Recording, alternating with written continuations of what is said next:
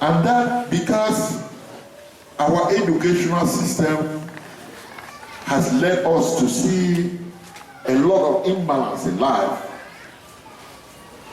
we have to develop other skills to spice it, to give it more value. These skills are called entrepreneurial skills.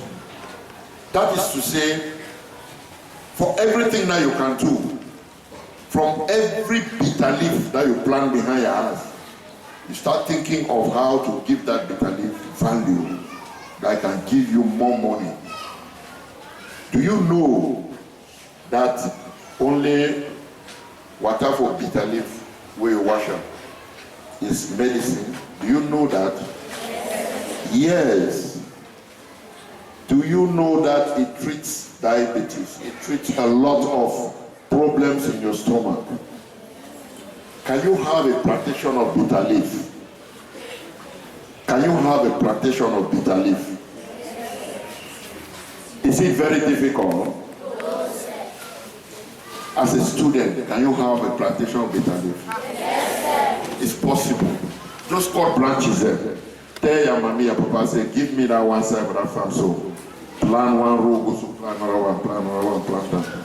They are looking for it in the United States. Nobody knows how they can get enough water for bitter leaf. Go and ask somebody who knows better, who has skills in how to do preservation of such crops, leaves. And the person will tell you, okay, crush it this way, put the water here, put it in a freezer, put it with some ice, put it in a flask, and you can send it. Or get to the people who need it, go online. Don't go online to look for funny things. Go online to say, I get bitter leaf for sale. People will look for you. The next day you'll be looking for an hectare of land. You'll be looking for 2 hectares, 3 hectares, and so on. It's a simple thing. And when you make that money, people will start thinking that, okay, no, because a big mommy just died, we no say, the money no be nothing money. It don't surely kill big mommy. Yeah, people don't understand. Because we are looking for things from afar. We think that it's only when you fall bush that you can make money in a life. It's all around us here. Let me tell you something. Cameroon, this country, is the best in the world.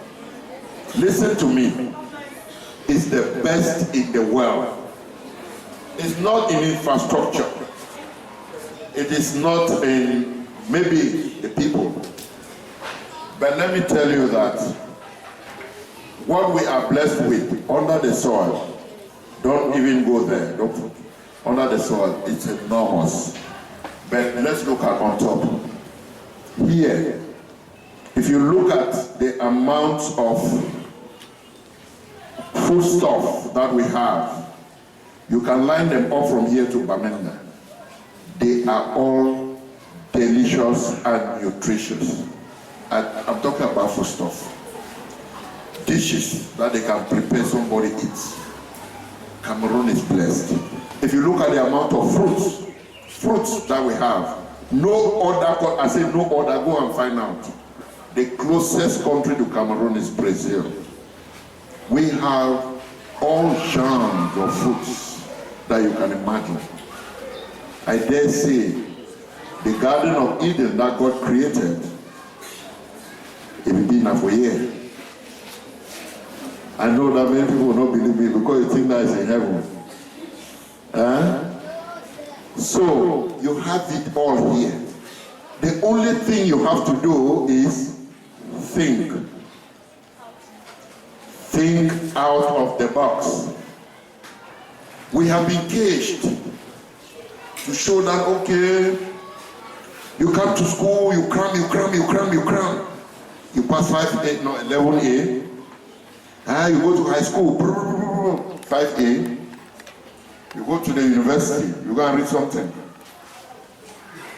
You come back, you start running around your parents. They say for buy concours for enter ENS now 4 million. They say for buy concours for enter ENAM now 7 million. Your parents start telling, oh, whether they will sell that small house. Your mother is there. Mothers always support their children. But we for sell that place. Maybe speaking them, they try go do some better. Then you put your parents under pressure. But, gentlemen, I want you all to be different tomorrow. That when you come out, you are standing on your own leg. Do you know the boy called Dangote? Yes. What are you talking about? He didn't just start by making cement. He looked at a small thing around him and transformed it to money. When you are thinking to make your money, don't just look at the people of Wales. Don't look at the people of Kumba. Open your head. Don't be afraid. Start looking at your market all over. As you start here, as you are growing. Dangote wants to buy the whole world. He wants to open cement factory in the whole world. They are just refusing. He does not have the money. But when he has his project and he steps into any bank, he will take all the money. Do you know what is a bank? Yes, what is a bank? Yes.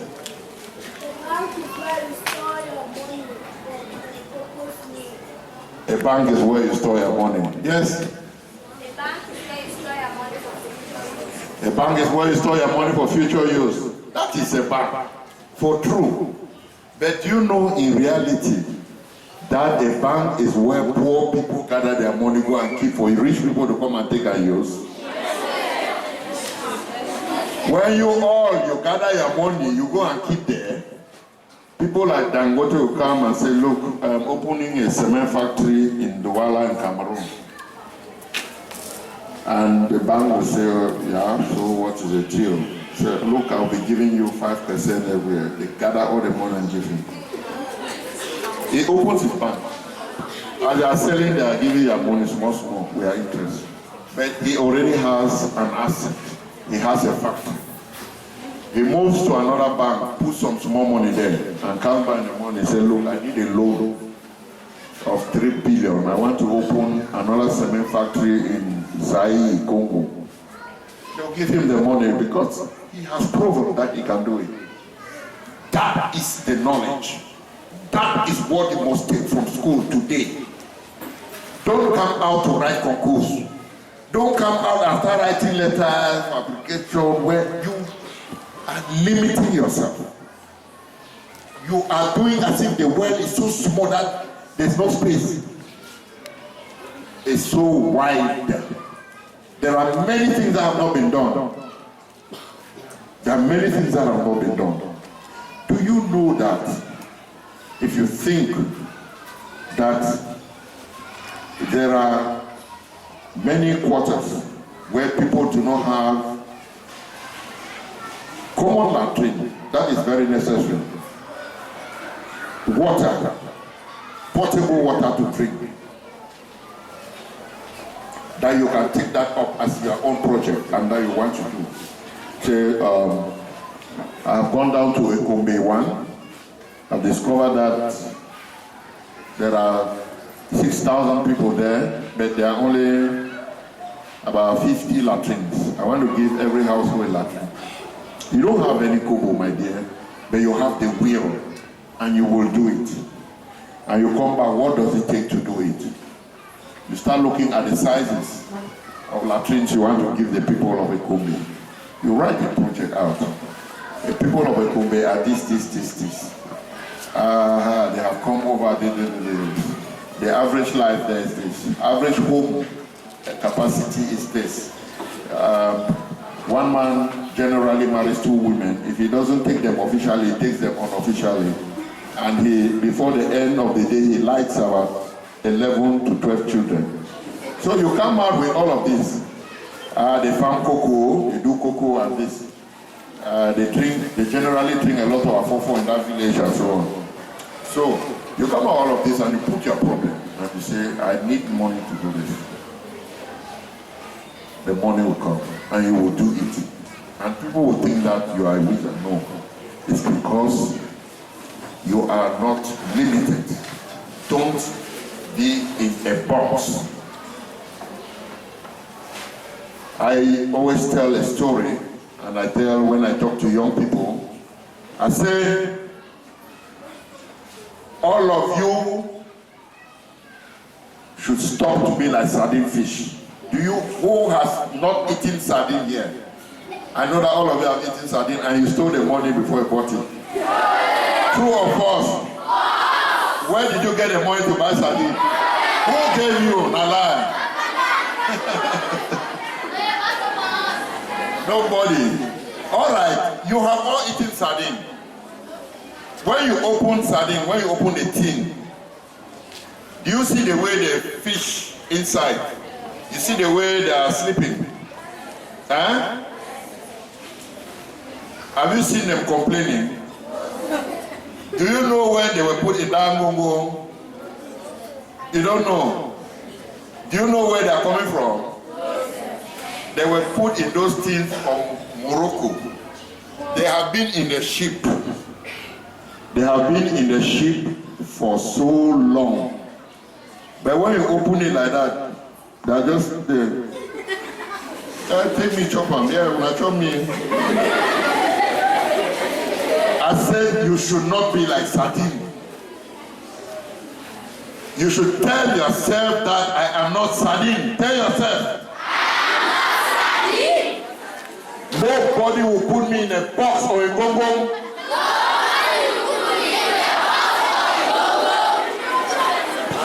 Listen.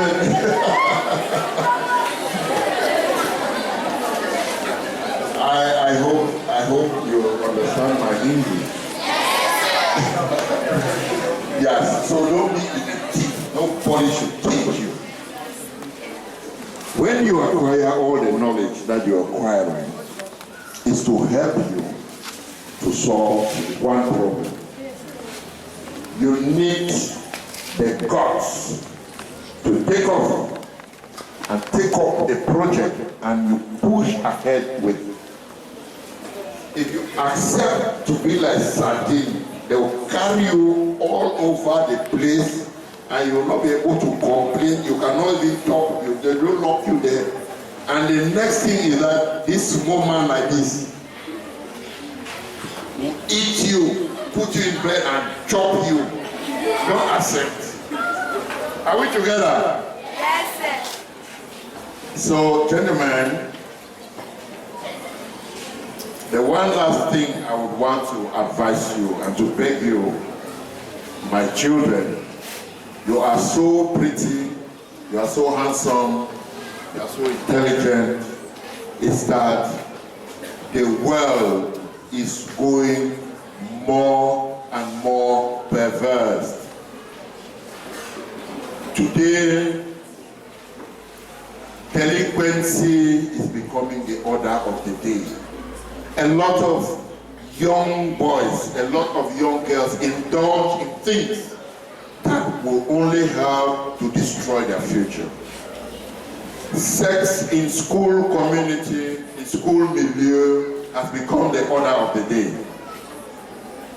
Tramol, banga is like everybody must take it. Anybody who doesn't take it, listen to me. The boy and the girl there, one or two, stop noise. I'm talking to you especially.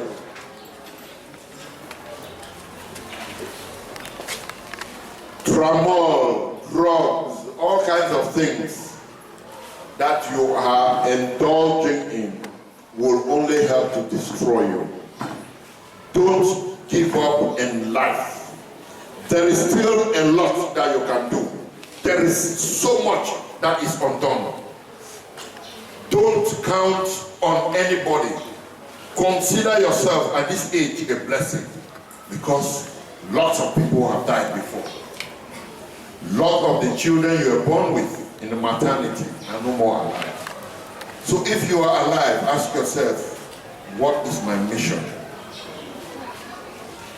Identify something and take it up. I know the school milieu. I know that they give people names. There's always what is called peer pressure. They call country boy, father, pastor. They make you, the girl they call the Holy Maria. They give them all kinds of names, and then you become shy because you don't want to smoke banga, you don't want to take tramol. They will give you all kinds of names, and then those who are doing it, they do as if, oh, now we get country, now we pay. And then, they are doing all of that, and you start feeling that they are better than you. They are not better than you. They are not. The only thing they are doing is that they are rushing very fast to their doom. Resist. Resist drugs. Resist drugs. Don't take it. It is not helping you in any way. It is not. It's giving you fake courage. That's the only thing. And you will think that when you take it, you can beat anybody, you can do my life. They will beat you for something, give you grass to chop them. And then I tell you, try. And most of the time you will think that if you are a young girl and you don't have a boyfriend at this age, you are no more normal. A young girl told me in the School of Public Works in Yaoundé that her friends said that if she doesn't have sex now, at that time she was 16, that they will operate her because her life will be locked.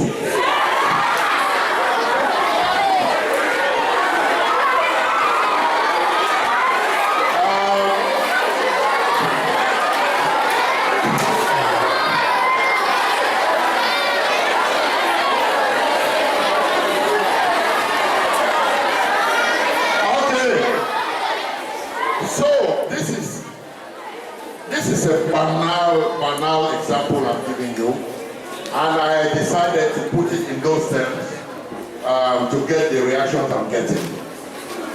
But there are more. Your friends push you to many wrong things. You have to be alert. Talk with your parents. Talk with your teachers when you have a doubt. Nobody should come and tell you that, oh no, you see, if you don't do this thing will happen to you. Nah. If it bothers you a bit, look in school, walk up to a teacher and say, well, madam, as you see me like this, I've never tried this thing, but madam, my friend, call the friend's name. Now my friend is telling me that if I don't do something even today or by weekend, they will operate me. Is this true? Or you go home, if you talk to your mother, talk to your father. Say, that's what my friend told me in school. Because you don't know everything. And at times, you think that your friend loves you, your friend wants to help you. Because nobody would like to go for an operation. Our operation is generally an emergency, and it's when every other means has been sought after and has not solved the problem. Then the operation is the last thing. It's not good. So, gentlemen, ladies, I want us to decide that we will not be victims, that nobody is going to lure us because we want to belong to that group. Somebody say, for belong here, you must know. You don't need to. Be the person that you are. I have said that. You are unique. It means that you have a mission on this earth. And try to identify that mission and pursue it. I will let you talk now because I said that this is a dialogue. It's not a monologue. I would want to take questions and even commentaries. Some people here have palpable examples that they can share with their friends. Please come up the stage and share and edify.